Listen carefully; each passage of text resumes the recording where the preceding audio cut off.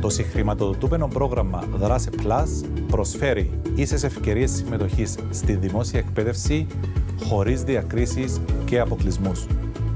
Προωθώντας τη συμπεριληπτική εκπαίδευση, προσφέρει δωρεάν προγράμματα ενισχυτικής διδασκαλίας και δημιουργικής απασχόλησης, τη συμμετοχή σε εναλλακτικές μορφές μάθησης, καθώς και τη διδασκαλία της ελληνικής γλώσσας σε μαθητές, μαθήτριες, γονείς με μεταναστευτικό υπόβαθρο, στηρίζοντας την πορεία ένταξής τους στην κυπριακή κοινωνία. Ένα έργο που ανοίγει νέους δρόμους γνώσης, στήριξης και δημιουργίας για όλα τα παιδιά στην Κύπρο.